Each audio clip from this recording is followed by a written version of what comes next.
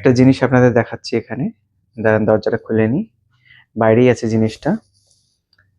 তো বেরিয়ে আমি এখন দরজাটাকে তালা দিয়ে দিই, তারপরেই দেখাচ্ছি।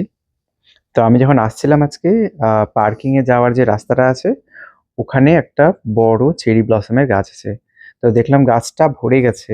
তো আমাদের পেছনেও কিন্তু এই পেছনের দরজাটা দিয়ে বেশি আসা হয় না। তো পেছনেও চেরি ব্লসমের গাছ আছে, তো সেটাই আমি দেখতে এসেছি। কিন্তু এখনো এগুলো পুরোপুরি ফোটেনি। তো এটা মোটামুটি বছরে ২ সপ্তাহের জন্যই থাকে। যখন হচ্ছে বসন্তকাল শুরু হয় তখনই এটা আপনি দেখতে পারবেন। তো এখানে দেখুন লক্ষ, লক্ষ কুড়ি আছে। ফুলগুলো এখনো ফোটেনি, এগুলো ফুটবে মোটামুটি আরো ১ সপ্তাহ লাগবে হয়তো।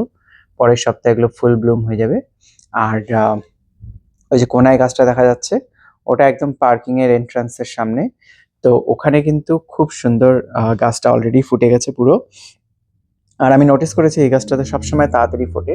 আর এখানে দেখুন ছোট, ছোট কুঁড়িগুলো আছে। আমি একটু কাছে গিয়ে দেখাচ্ছি। এই যে কত সুন্দর লাগছে দেখুন। ছোট, ছোট চেরি ব্লসমস গুলো বেরিয়েছে। তবে এটা পুরোপুরি ফুটবে, তখন আরো সুন্দর লাগবে গাছগুলোকে।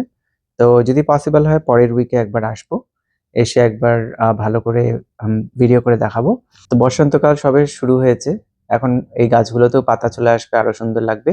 আর এখানে যে ছোট, ছোট ফুলগুলো আছে সাদা, সাদা, এগুলোতে কিন্তু প্রচুর গন্ধ। মানে চারিদিকে একদম গন্ধে ম, ম করছে। মানে মনে হচ্ছে বেলি ফুল, জুঁই ফুল সব মিক্স করে দিলে যেরকম গন্ধ হয়, খুব সুন্দর একটা গন্ধ।